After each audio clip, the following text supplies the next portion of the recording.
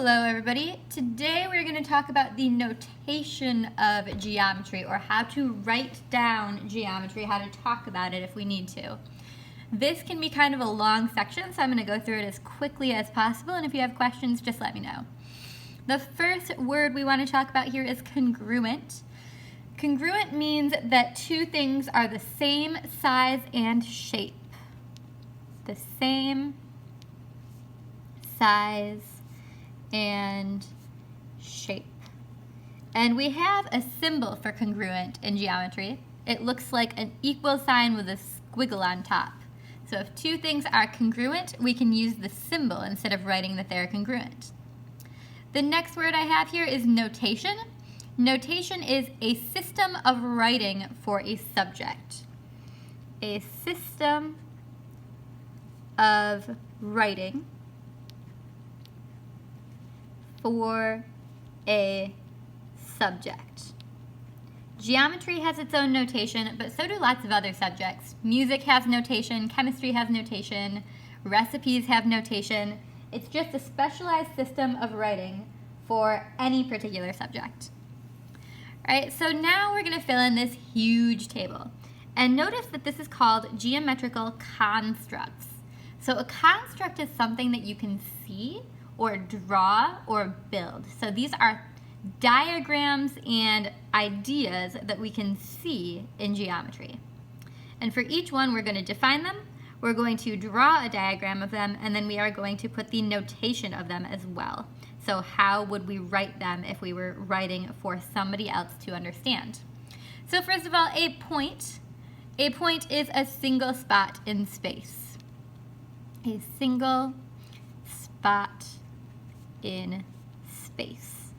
And when we draw a point, we can do just that. We can draw a dot. So there's a point. We'll label it with a capital letter A so that we can say that we can talk about the point. I'll zoom this in a little bit more here. So we can talk about point A. And if we talk about point A, we can call it point A with the word, or we can just call it capital letter A. We can say, here's point A, and everybody will know that we are talking about a point. A line is a geometrical construct that connects points, and it also extends forever in both directions. So it connects points, and it extends forever in both directions. So if we were to draw a line, we would draw a straight line. We're going to put arrows at both ends to show that it connects and extends forever in both directions. And we're going to give it some points to connect. So here's a point, and here's a point. Maybe this is A and this is B. So if we were to talk about this line, we would call it line AB. And we could say AB like this. And the way that we notate a line is over the top of that AB, we put a line with two arrows at the ends. So this is line AB. We could also call it line BA because it goes that same direction. It talks about the same line. The line connecting A and B is the same as the line connecting B and A. The next thing here is a line segment, and a line segment is the section of a line between 2 points. So the section of a line between 2 points. So when we look at or make a diagram of a line segment, we'll draw a line, but instead of putting arrows at the ends, we will put a dot or a point at each end. So maybe this is the line segment that connects point A to point B. And if we're notating line segment AB, we're just going to call it AB. And on top, instead of a line with arrows, we're going to put a line with no arrows. This is a segment. It's only between point A and point B. It doesn't go on forever. A ray is the next kind of a line construct. A ray has a point at one end, and it extends forever in the other direction. So it has a point at one end, and it extends forever in the other direction. So if we were to draw a ray, we would just take this point and extend it forever in a certain direction and put an arrow on the other end. So maybe this point over here is A, and we could always call this ray A. We would take a capital line and then we would draw an arrow to make it say ray A. Or we could always put another point on here. So if there were two rays extending from A, we would want to pick another point on this ray so we could talk about it. So maybe we call this ray AB. We could also do that, the ray that starts at A and goes in the direction of B, and that works just fine as well. Next three actually go together. The angle, the vertex, and the sides are all parts of an angle, but angles are so important that we wanted to break it down a little bit. So we've got an angle, we've got a vertex, and we've got sides that all go together. So an angle is two rays connected at a point. Two rays connected at a point. So if we draw an angle, we know what an angle looks like. We can just draw an angle like this, put some arrows at both ends, and give ourselves some points. So maybe I've got point A, point B, and point C. And if I want to name this angle, I am going to need to use all three letters to sort of trace this angle. And I need to make it go in an order where I have a ray point, a vertex point, and another ray point. And when I write an angle, I could use the word angle. I could call this angle A, B, C. Or I could be a mathematician and I could use the angle symbol. Here's the angle symbol. It looks like a less than symbol with a straight flat line on the bottom. I could call this angle A, B, C. But of course we could write this the other way and call it angle CBA, and it would be the same thing. And in this case, because there's only one angle extending from point B, we could also call this just angle B, and that would be okay. All right.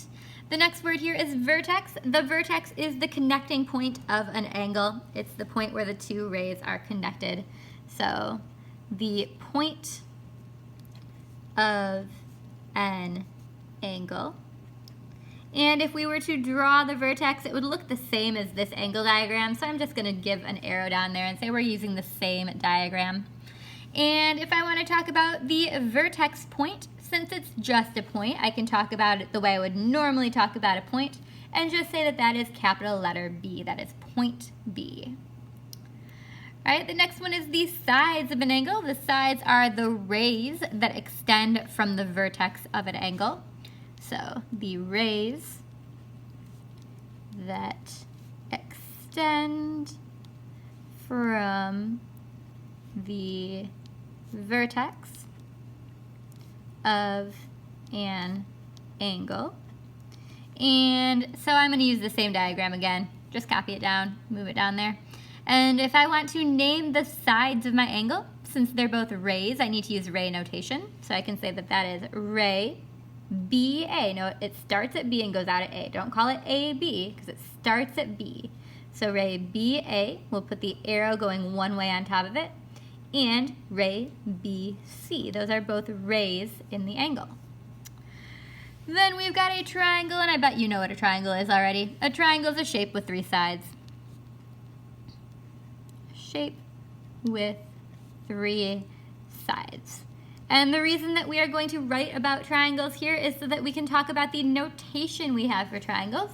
So if we draw ourselves a beautiful triangle here and label the points A, B, and C on those vertices, you could label them whatever they want. I'm just reusing the same letters.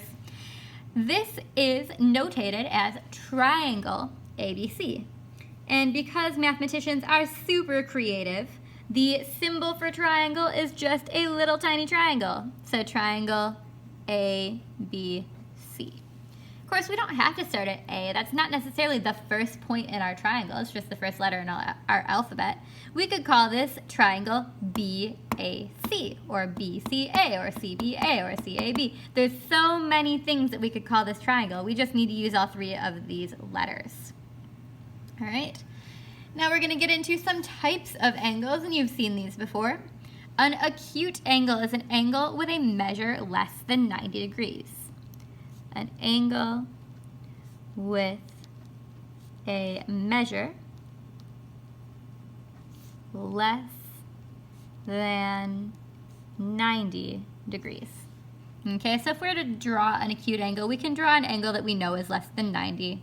And maybe this is angle A. And because it's the only angle coming out of this point, we don't need to give it any more letters. To show that we've measured an angle and that we know it's acute, we can use a little bitty arc like that. And we can put the angle measure inside of it. We can say that this is angle A, so this is a 60-degree angle maybe. I don't know for sure. I'm just guessing. It looks like about 60 degrees. So we can call that angle A if we're talking about it. We don't have a specific sort of, not notation, we don't have a specific sort of symbol for an acute angle, so we just use the angle symbol again, and we can call that angle A. Right, of course, there are other types of angles. There are right angles, and you might know a right angle as a 90-degree angle. So a 90-degree angle. When we draw this, we do have a special drawing notation for right angles that you should already know. So if we draw our right angle, and we put a little square in the corner like that, then that tells us that that angle is exactly 90 degrees, which is what we want. But we don't have a special notation when we're writing for a 90-degree angle. So when we're writing, we'll just call this, if we make this angle A, we'll just call this angle A once again. Same symbol as always. All right, obtuse angles are an angle greater than 90 and less than 180 degrees. An angle greater than 90 degrees and less than 180 degrees. And we can draw this. We know how to draw an obtuse angle. We'll just draw a big old angle there, put some arrows on the ends, call it angle A. And to show that we've measured this and we know that it's greater than 90 and less than 180, we'll put a little arc in there and we'll say maybe this is a 120-degree angle. We don't know for sure, but we're just pretending we know. So 120-degree angle there. Of course, we don't have a symbol for obtuse angle. We just have a symbol for angle, so we could call this one angle A as well. A straight angle, the last one of our individual angle types. A straight angle is a 180-degree angle. So 180-degree angle. And when we draw a straight angle, because it's 180 degrees, it just tends to look like a straight line. So there's a straight angle. I am going to put some points on it so that I can talk about it. So I'm going to put 3 points on it, A, B, and C. And now when I talk about this angle, I'm going to go in the order of the points. So I can call this angle ABC, or I could call it angle CBA. We wouldn't want to call this angle B just because it's a straight line and it can be kind of confusing if you say, here's angle B and all you see is a straight line. So we want to give it those 3 points to say, oh yeah, it's a straight angle. The next one is vertical angles. Vertical angles are so important. So vertical angles are an angle pair. Notice it says S here. You can only refer to vertical angles if you are referring to a pair of angles. Vertical angles are 2 opposite angles of intersecting lines. So 2 opposite angles of intersecting lines. And one very important thing about vertical angles, probably the most important thing about vertical angles, is that vertical angles are congruent. They're congruent. And that's really important because those angles being the same measure can help us to solve lots of problems where we only know one of the angles. Therefore, we can say, well, then the other angle is this one. So when I draw a diagram that shows vertical angles, I'm going to draw a diagram with 2 big intersecting lines here. And I'm going to label a whole bunch of points. So I'll label point A, B, C, D, and then E there in the middle. And I have a couple pairs. I'm going to outline both of them here. So one of my pairs of vertical angles are the top and the bottom. They're opposite, and they're created by intersecting lines. They are congruent, so they are the same measure. The other pair of angles I have here are the left and right angles, so one right there and one right there. And those, again, they're opposite angles over intersecting lines, which means that they are congruent vertical angles. When we talk about these, we want to make sure we talk about them both at the same time. So we will talk about one pair. The pink pair of vertical angles would be angle AEB and angle DEC. Or we could talk about the green pair of angles, which is angle AED and angle BEC. Right? Both of those are pairs of vertical angles that we could talk about. Some other angle pairs are coming up here. They are complementary angles and supplementary angles. These are also two that kind of go together. You'll want to make sure that you memorize and keep straight which one is which. A lot of people mix up complementary and supplementary angles. Complementary angles are two angles which add to 90 degrees, and supplementary angles are two angles which add to 180 degrees. And once again, you can only refer to complementary and supplementary angles in pairs. You would never say, oh, I have a complementary angle. That's not correct because you can't have just one. You have to have complementary angles, okay? To draw these diagrams for complementary angles, I will draw a right angle here, and then maybe I'll give it another leg sticking out there. So now I've got two angles, and together they add up to this right angle there. So maybe I'll give myself some points, A, B, C, and D. And if I talk about my complementary angles as a pair, I've got angle ADB, and I have angle BDC, and that's my complementary angle pair. For supplementary angles, if I want to talk about them, I'm going to take a straight across line, because that's a 180 degree angle, and I'm going to add another leg somewhere out there so that I have two angles that add to 180. And if I give them some points here, A, B, C, D, and I talk about my pair of supplementary angles, I have angle ABC and angle CBD. So together they are the pair of supplementary angles. The last thing I've got for you here is perpendicular lines. So perpendicular lines are two lines that intersect at right angles. Two lines that intersect at right angles. All right, so when I draw them, I'm going to draw a plus sign. So two lines, one goes straight up and down, one goes straight across, they intersect at right angles, and I'm going to put a little square there to show that those lines intersect at right angles. I could put a whole bunch of points on here and say that this is line AC and this is line BD and all this stuff, or I could label the lines with a different notation. I could call this line, line L. Just give it one letter. And if I want to show that it's a line, I'm going to use a lowercase letter. So this would be line lowercase l. Unfortunately, when we draw a lowercase l, it looks a lot like the number 1. So in math, especially in geometry, when we draw a lowercase l, we're going to use a lowercase cursive l. So there's line L. And then this other straight up and down line, maybe we'll call that line M. So as long as we have a lowercase letter, we will know it is a line. When we want to talk about them being perpendicular, we are going to say that this is line L is perpendicular to line M. And we do have a symbol notation for perpendicular. It looks like an upside down capital T. So line L is perpendicular to line M. They intersect at right angles.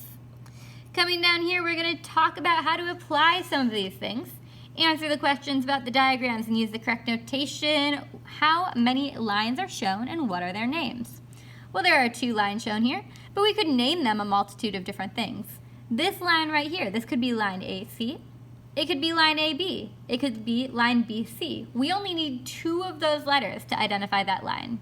So maybe this is line AC. We're going to put an arrow across the top to show that it's a line. And there's another line here, and it could be called line DM. Could be called line, or not DM, sorry, DB. Could be called line DE or BE. Or it could simply be referred to as line lowercase m. If I call it line lowercase m, I don't even need to use an arrow over the top, because anytime we see a lowercase letter, we know that we're talking about a line. It says, where do AC and DC intersect? It shouldn't say AC and DC, it should say AC and DE intersect. And those two, AC and DE, intersect at point B. All right, and since it intersects as a point, we can just call that a capital B, and everybody knows we're talking about a point. Down here, name the ray that has endpoint A and goes in the direction of C. That actually has two possible names. That could be ray AC, like we might think at first, but it could also be ray AB. Because B goes in the direction of C also, they're both names for the same ray. The segment joining A and B, well, that's a line segment. Could be line segment AB with a line over it. Could be line segment BA with a line over it. Both of them refer to the same line segment. Getting there, guys. I promise this is a long, long section of notes. Oops, my camera's on a bouncy stand. So in this diagram, we want to name a whole bunch of stuff, and there are many of each of these examples in this diagram. I'm just going to give you a couple, but I bet you can find more. So one of the line segments in this diagram, well, line segment AC is a segment that we have in this diagram going from here to here. So that could be a line segment. A pair of vertical angles in here. There are two pairs of vertical angles. There are two intersecting lines right here. So here's one of the pairs of intersecting angles, and the other pair is going to be the above and below of those same intersecting lines. These we could call angle AFD. So angle AFD and angle EFC. And those could be our pair of vertical angles. Now the triangle itself should be called triangle ABC, and we'll use that tiny triangle symbol, triangle ABC. You could put those letters in any order you wanted. An acute angle in here, well, there are many, but angle C is one of them. We could call angle C angle ACB, or since there's only one angle coming off the letter C, angle C tells us exactly what we're talking about. Couple of obtuse angles to choose from. We'll say angle AFE is obtuse. Angle AFE. And then lots of straight angles in here too. AFC is a straight angle, right? It's a straight line. It's got 3 points on it to call it the angle. So angle AFC. All right. Come down here, we're going to talk about congruency. Name the 4 parts of congruent shapes in the shapes below, or 4 pairs of congruent parts, rather, in the shapes below. Use the congruent symbols to create statements. So congruence symbols are really interesting because they are all over the place. There's tons of things we can use as congruent symbols, and you can pick whichever ones you like to use to show that 2 constructs are congruent. So if you see this right here, the symbol is an arc with a line on angle K. It's mirrored over here on angle T. That means that K and T have the same measure. They are congruent. We can say angle K is congruent to angle T. So it's like writing a sentence in geometry. Angle K is congruent to angle T. We could also say that this line segment, GH, is congruent to this line segment, SR, right? So GH, we will put a line over the top because it's a segment, is congruent to line segment SR. Those work because they have the same symbol. Other things here that have the same symbol are these 2 line segments right here. Sorry, I'm getting that all sideways for you. ZW and XY. So ZW, put that segment notation, is congruent to segment XY. There's another pair. And then we have one more pair of congruent angles. We can tell because they have the same symbol, they match. So angle W is congruent to angle X. And those are all the pairs of congruencies that we have. Here's another example. We want to measure geometrical constructs. This is one of the first times that we are going to be reading geometry. So it says, assume AB is perpendicular to BC. So when we come down here and we look at this diagram, If it says assume, it means we're going to think that we know this for sure. So AB is perpendicular to BC. There's AB, there's BC. They don't look perpendicular in the drawing, but remember that it's not always drawn to scale in geometry. So these are definitely 90 degrees. And AD is perpendicular to DC. So here's another definitely 90-degree angle, even though it might not look like it. Find the measure of angle BDC. So the measure is what this M stands for. And to find the measure of angle BDC, we are going to think about what we know. We know that this angle up here, angle ABD, is 48 degrees. We also know that these two angles together add up to 90. So this angle, DBC, has to be what's left over after 48 is taken away from 90. So this is 42 degrees. Sorry about the mower. That's going to be fun. So this is 42 degrees. And we see from the drawing that we have congruency symbols. These two little arcs are repeated over here in angle ADB, which means that the measure 42 here is the same as the measure of this angle. So this angle up here is 42. And we know that this angle plus angle BDC together, they add to 90. So if this angle is 42 degrees, then this angle must be 48 degrees. And that is the angle we're looking for, BDC. So to answer our question, we can say the measure of angle BDC is equal to 48 degrees. What type of angle pair are angle ABD and DBC? They are complementary because those two angles add to 90 degrees. And what type of angle is angle ADC? Well, we already put this little square on it, so we know that it is a right angle. Right down here, I want you to think about these. I'll give you the answers, but I want you to really think and know why they are what they are. Angle 3 could be named a couple of different things, but one of the names that angle 3 could have is angle CBE. Angle FDC is number 2. This next one is 80 degrees. Really make sure you know why that answer is 80 degrees. And this last answer is no. And again, really make sure why you know that BE cannot be perpendicular to CA. So make sure you understand all those and then work on the 1.2 homework assignment.